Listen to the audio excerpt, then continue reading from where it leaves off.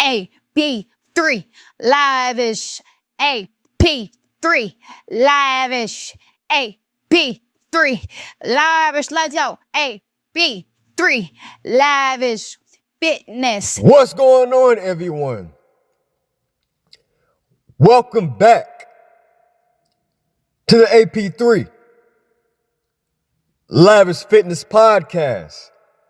Yes, we're back at it again, where we talk about strength, science, longevity, confidence, and building a body that performs for life, not just for Instagram, the IG. Yes, the big old I, the big old G. Now, let me start off with this, okay? At no other time in human history have people had this much information about their bodies. And yet somehow so many people are more confused than ever. We got watches telling us how many steps we took. You get what I mean? That's crazy. That is absolutely bonkers. You got watches telling us how many calories we burned. Let it burn. Gotta let it burn. Let it burn. We got watches telling us how stressed we are. We got watches telling us how well we slept. We got watches telling us whether we're ready to train. Ain't that something? Now that's crazy, right? Who in a million years would think you got watches telling us whether we're ready to train? Ain't that something? That's crazy, right? You see, some of you know resting your heart rate better than you know your neighbors. Let me say that again. Some of you know your resting heart rate better than you know your own damn neighbors, right? And don't get me wrong. Wearable fitness tech is powerful, astronomical, absolutely out this world, right? But power without understanding turns into anxiety, obsession, and bad decisions, right?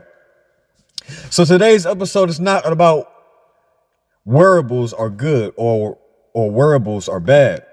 This is about what is wearable tech actually measures, what it guesses, what it gets wrong, how it's reshaping fitness, how it's reshaping health, how it's reshaping coaching, right? Reshaping fitness, health, and coaching. And you see how to use it to build strength, right? Confidence, right? And longevity, right? Without becoming a slave to your own wrist, right? Because the goal isn't to live for the data. The goal is to live better because of it, right? So let's break it all down. Sit down, kick back, relax, grab some snack, get some Apple Jacks, and just relax, right? So let's talk about what wearable tech is really measuring. So let me start off with this. First, we need to get something straight. Wearable tech does not measure fitness directly. It measures signals, things like heart rate via optical sensors, right? Movement via accelerometers, right? It measures signals in sleep via motion in your heart rate variability, okay? Your stress via nervous system, proxies, right? You see, all this is indirect data, okay? You see, think of it like a weather forecast, not the weather itself, right? You see, your watch doesn't know, 1, your muscle mass, 2, your hormonal state, 3, your joint health, 4, your emotional stress, 5, your training history. It's interpreting patterns, right? And interpretation always has margin for an error, okay? Now, here's why that matters. People see a number and assume, wait a minute, There's some certainty, right? Calories burned 742, for example. That looks precise. But see, it's not, okay? It's not. You see, what I come to realize, everyone, is that it's an estimate built on body weight inputs, heart rate assumptions, general population averages, right? You see, so when people make a decision like, okay, I earned this meal, I trained hard enough today, I didn't do enough today, based solely on wearable data, right? You see, that's where the problems start. You get what I mean? So let's talk about this. Why wearable tech blew up in the first place, right? You know, it's kind of like AI and just the technology world, right? We're going to, pretty soon we'll be in the 2030s, and this technology is going to be astronomical. It's going to be astronomical and diabolical at the same time, right? We're not going to know what to do with ourselves, right? It's crazy. Because back in the 90s, the 2000s, introduction of the internet, right? 2010s, social media. 2020s, AI.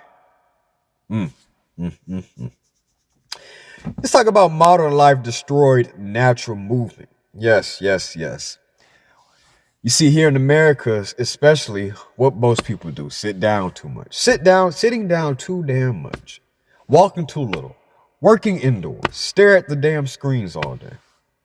Staring at the screens all day. And I'm not going to be no hypocrite. I'll be staring at the screen all day, trying to get business done, right? Working. You know, so you just have to adapt to the times you're in. And unfortunately, sometimes there's only so much you can do. Wearables expose that. Before tracking, people felt busy and assumed they were active, right? So now the data says 3,200 steps, right? Reality check. People need external accountability.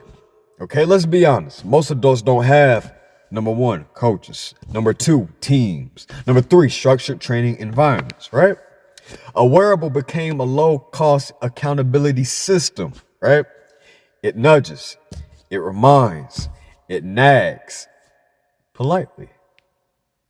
And for many people, that was the first push towards consistency, right? You see, health became reactive, not proactive, okay? Doctors, for example, often seen people after problems started, okay? You see, wearables gave people early awareness, baseline metrics, red flags before breakdowns, okay? That's especially important as we age, okay? As we get older, okay? The real benefits when used correctly is this. I'm going to break it down. Let's talk about where wearables genuinely shine, right? So let's talk about your heart rate training zones. This is huge, okay? You see, most people train in a gray zone. Too hard to recover well, okay? Too easy to improve meaningfully, okay? Heart rate data helps people understand what's easily actually feels like, okay? What hard actually requires. So yes, let me repeat that. Heart rate data helps people understand what is easily actually feels like and what hard actually requires, okay? Especially for what? Fat loss, cardiovascular health, older adults, and beginners, right? Daily movement awareness. Steps are not magic, okay? This is not Ozempic, okay? But they're not useless either, okay? Steps does what? Improve circulation, support joint health, improve insulin sensitivity, reduce stiffness, and improve your mood, right? You see, they are the base layer of your health. You can't outlive a sedentary lifestyle. I'm just going to be flat out honest with you, right? Sleep awareness. Most people underestimate how bad their sleep is. And trust me, I've been there, okay? Wearables made sleep measurable, trackable, discussable. All right. So yes, even the exact score isn't perfect, pattern matter. Patterns matter, okay? You see, chronic poor sleep shows up clearly over time, right? Where wearable tech goes wrong is the real issue, okay? Now let's go into the real talk. So this is where I see motivated people sabotage themselves, okay? Calorie obsession. Oh boy, the elephant in the room. Oh, it's the elephant in the room. Calorie obsession. This deserves repeating, okay? Your wearable does not know your true calorie burn. Let me say that again. Your wearable does not know your true calorie burn. Let's just keep it a buck here. Using it to justify eating is backwards thinking, okay? Fat loss comes from what? Weekly habits, nutrition consistency, recovery, and hormonal balance, okay? Not from winning a calorie scoreboard, okay? Just remember that. People see recovery 48%, readiness low, and they shut down mentally. Okay, here's the truth. You don't need a perfect recovery to train, okay? You need appropriate training, okay? Training is a stress, but stress is not the enemy. Training is a stress, but stress is not the enemy. Unmanaged stress is what? Losing internal awareness. You see, this is the biggest long-term issue. People stop asking, how do I feel? How do my joints feel? And how is my mood? Then they start asking, how is my motivation? And only ask to watch, right? That's dangerous. You see, your body speaks in sensations. Your body watches, your watch speaks in numbers, okay? Both matters, but sensations comes first, okay? You see, how wearable tech changed coaching and fitness business is another thing. That's another elephant in the room that we need to discuss, okay? Wearables doesn't change users, they change the industry. So let's talk about smarter coaching when done right, when done effectively, when done precisely, okay? So, good coaches use data to confirm patterns, spot red flags, adjust volume and intensities, and improve long-term adherence. Bad coaches hide behind dashboards, okay? Data never replaces coaching judgment, okay? Explosion of remote training. Wearable made remote coaching legitimate is a true statement. Wearables made remote coaching legitimate. Clients can now share activities, share recovery, share trends, which is very, very critical, very important, and very vital, especially when you're trying to make progress in your physical health, okay? Let's talk about medical and fitness integration, okay? Doctors now care about what? Daily movement, resting heart rate, and activity trends. That didn't happen 15 years ago now, okay? That did not happen 15 years ago. Fitness data is becoming part of the healthcare, and that's a massive shift towards preventive health, okay? Let's talk about how to use wearable tech like a high-level adult. This is the playbook. Principle number 1. Patterns over movements, right? Over moments.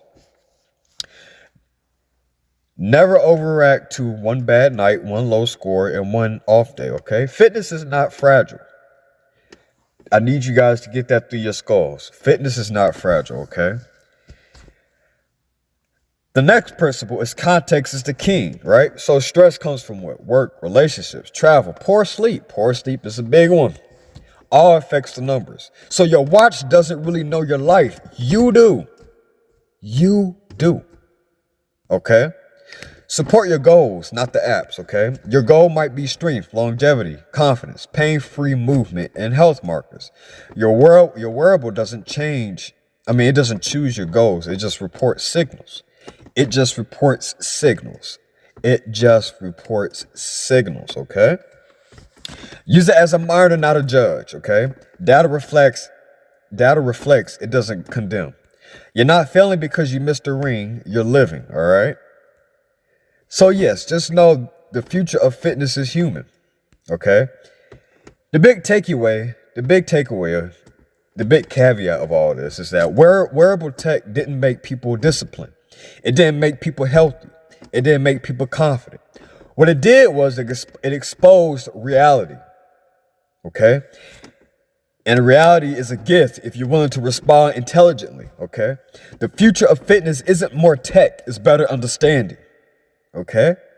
Strong bodies, calm nervous systems, clear minds, consistent habits, all plays a role into your physical well-being, right? Use the tech, respect the data, but never, ever, ever, ever, ever forget the most advanced system in fitness. And that is what, ladies and gentlemen? YOU. That's you, right? If this episode helped you, share it with the friends. Share it with someone who lets their watch decide their mood, okay? This is the AP Lavish Fitness Podcast.